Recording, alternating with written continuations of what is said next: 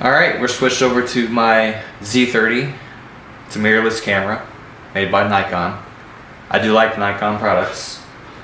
I've done a lot of photography over the years, and I do have a lot of the old lenses sitting around. So when I bought the Z30 that we're recording on, I had to buy the adapter. That way I could mount these old lenses. Currently using the Nikon 35mm on the mirrorless camera that you're viewing. This is another lens that I have. This is a Sigma. See if that'll focus. Probably not. Come on, bro.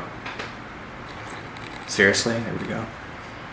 This is a Nikon 18 to 35mm art lens. Now, this is a legendary lens. This is great for photography and videography, but you have to have a steady hand to use this. Now, anybody that knows anything about lenses know this is the go-to. This is a legendary lens, and always use the hood with this. Again, I hardly do any recording on this, but just for running and gunning, if there's nothing else that I have, then I do use this. It's a Razor, the 2025 version. It's got 4K recording, so it works okay. Let's see, we got our Insta360 x5. Now when you see my ride videos from behind or on my handlebar, this is what I'm using. It does pretty good at nighttime. I like to do like evening and nighttime riding. It has AI built into it to help me brighten the scene up, so it works out pretty good. You got the carrying case, and I always have an extra rag in there. These things always seem to get dirty because you gotta always move them around and touch them and stuff, so there's an extra rag in there for that. This is the mount that I use for the Insta. It's made by Insta360. This will go on my handlebars or behind the bike to get those shots. It's pretty versatile. Like, I do put it, I mean, if I can mount it someplace, and you can mount it to a lot of different places on the bike. So it adjusts different ways, different angles.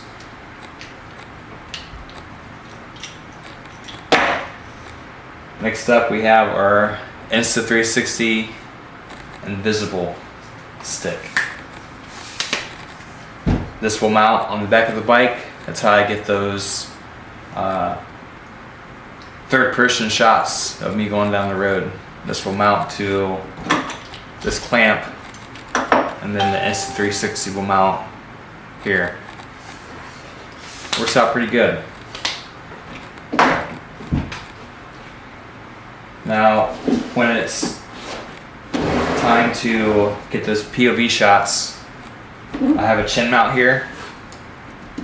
I've never used one of these, so it kind of sketched me out to put a $700 camera on this mount, you know, $35 mount, but it stayed on there. You know, it's been on there for 2 years and it's never fallen off. It's very, very snug. I do trust it.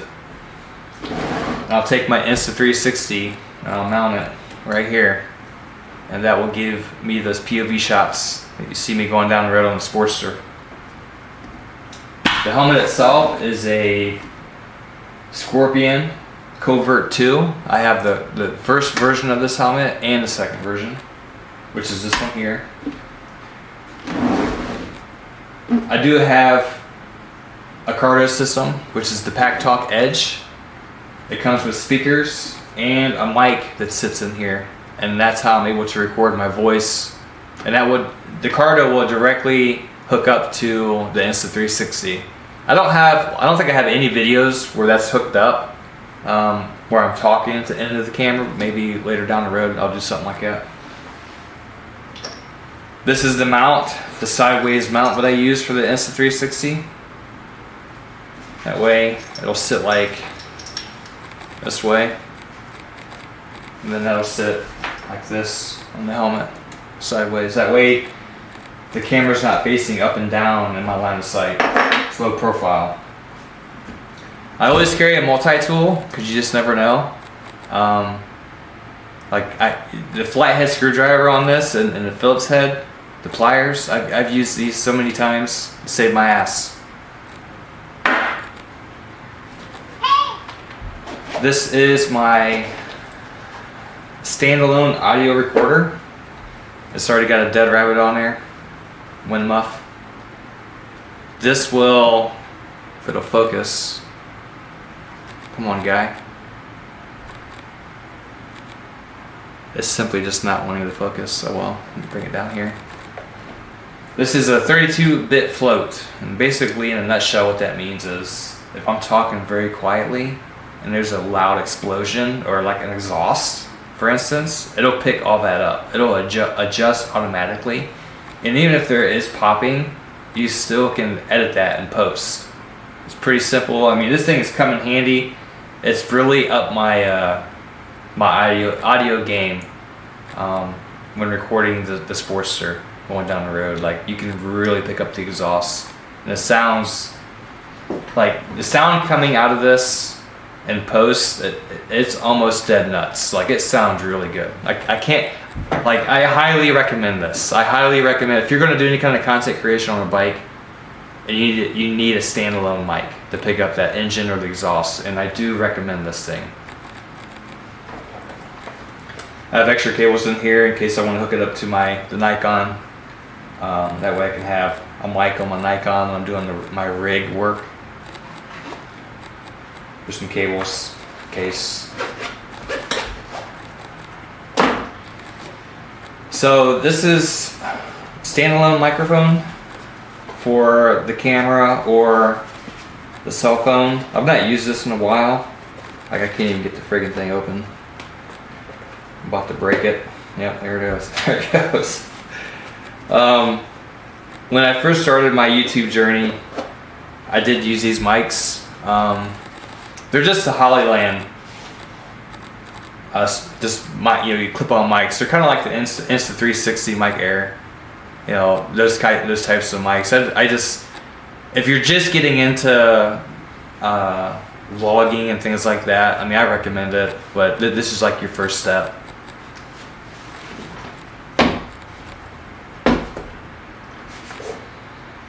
Okay, I got 2 battery banks here. Both of these are made by Anchor.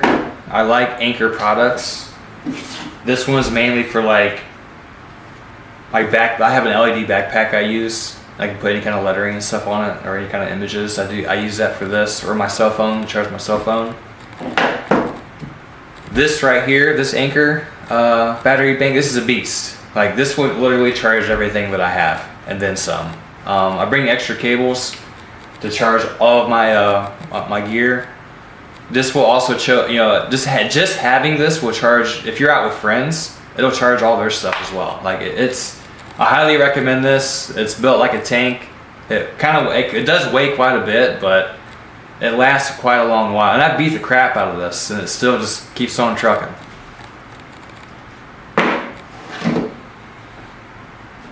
We have our cloth. I can't tell you how many times I've gone out and I've needed to clean my lenses off, and I have nothing worth. Like, I'm not gonna take some piece of crap clothing and clean my lenses off with it. Like, you never want to do that. You want to have the right gear. If you get one smudge on your lens while you're out and you have no way to clean it, like, you're kind of screwed. So I always carry that, and I always carry some alcohol pads. Backpack back here. This is just a small, it's like a 15-liter Molly backpack. You know, every time I look at backpacks, they're always way too big or bulky or just look funny to me. I want something that's narrow and slim, very minimalist. I don't have a link to this. This is just a cheapo little, very slim backpack. I like how that just does not want to focus. Having a hard time. But anyway, I think this cost me like $30. It's been working out pretty well. But yeah, that is all my gear set up. I hope this helps. It's always evolving. I'm always changing things up, but my current setup, this is what I'm using. Alright, that wraps it up for audio and video. Everything that I've talked about today is down below in the description. I've gone through all of those links and make sure they all work and updated them for the bike and for the clothing. Basically, everything that I use, all the gear, everything is down below. Everything is linked through Amazon. I am an Amazon associate affiliate. If you click on those links and you buy something, I get a small commission, and all that goes back to the channel. I'm not sponsored by anyone. I don't like the fact that a company can tell me what I can and can't say. Everything that I've shown you up till now, all the way in the past, I personally use. It's all good gear. If something goes bad, trust I will let you know. Like, I'm gonna say this is a bad product. I thank you for watching and supporting me, the channel, all the way up to this point. We keep growing every day. Hit that like button, subscribe, notification, share. Like, go watch another one of my videos. Thank you very much.